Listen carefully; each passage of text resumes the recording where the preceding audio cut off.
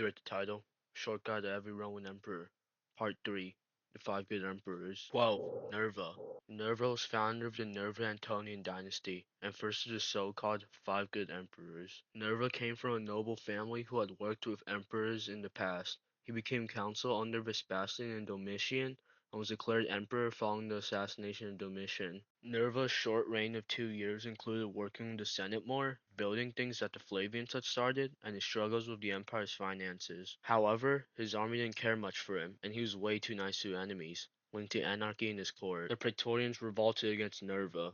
Nerva survived, but he realized he needed a successor that everyone approved, so he chose Trajan. Nerva died of a stroke in 98. 13. Trajan. Trajan was the second of the five good emperors, being named Optimus Princeps by the Senate. Trajan was the first emperor to not come from Italy, and distinguished himself as a military commander. Nerva chose Trajan as his successor with the goal of making everybody happy in Rome. Trajan became emperor after the death of Nerva, and like his predecessor, also worked with the Senate more. Though that was a lie, he didn't want to work with them. Trajan continued the building projects, including the Trajan Column, and completed the restoration of the city of Rome. Trajan started a welfare system as well, in order to help out the poor people of Rome, which gave them food, cash, and an education. His reign is most famous for his military conquests. Trajan annexed the kingdom of Dacia, and would launch campaigns against the Parthians, creating the provinces of Mesopotamia, Assyria, and Armenia. When Trajan died in 117 from illness, the Roman Empire had reached its greatest territorial extent.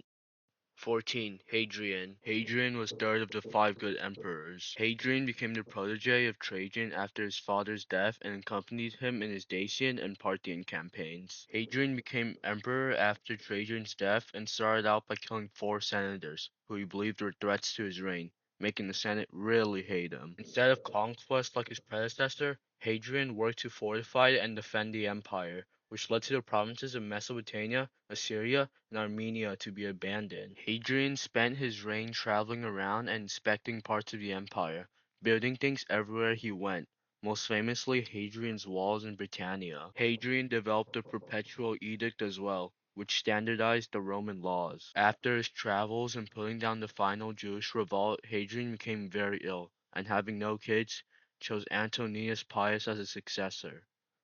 Hadrian died in 138 after a long and painful illness.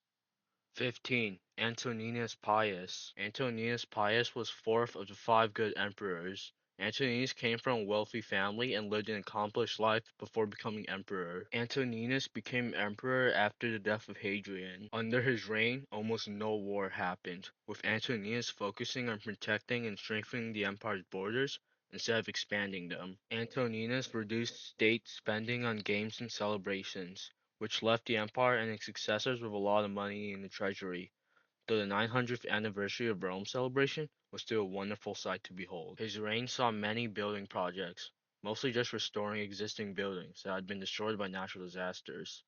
Antoninus died in 161 from illness, ruling Rome at its peak.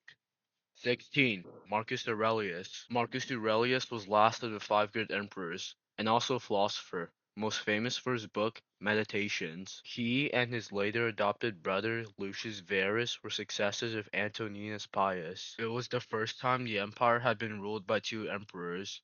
Marcus Aurelius had to face many challenges during his reign. The Parthian Empire had invaded Armenia, and Lucius Verus led successful campaigns against him. During Lucius's campaigns, the Germanic tribes known as the Marcomanni and the Quadi invaded the Roman Empire. This conflict was known as the Marcomannic Wars, during which Marcus Aurelius succeeded in fighting them off. The Antonine Plague broke out during Lucius Verus's wars, devastating the empire and killing Lucius Verus probably. Under Marcus Aurelius, persecution against the Christians increased. However, it is unknown if Marcus Aurelius is to blame for this. Marcus Aurelius died in 180, maybe from the plague.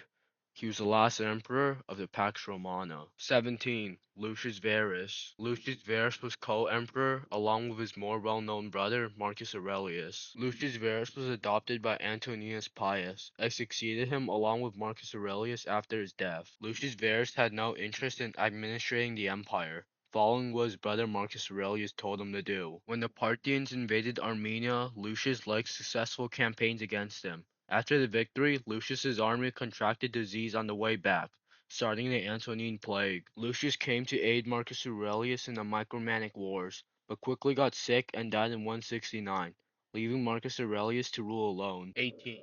Commodus. Commodus was the last emperor of the Nerva Antonine Dynasty, with his reign being seen as the end of Pax Romana, and he was the main villain in Gladiator. Commodus was the son of Marcus Aurelius and went with him in his campaigns.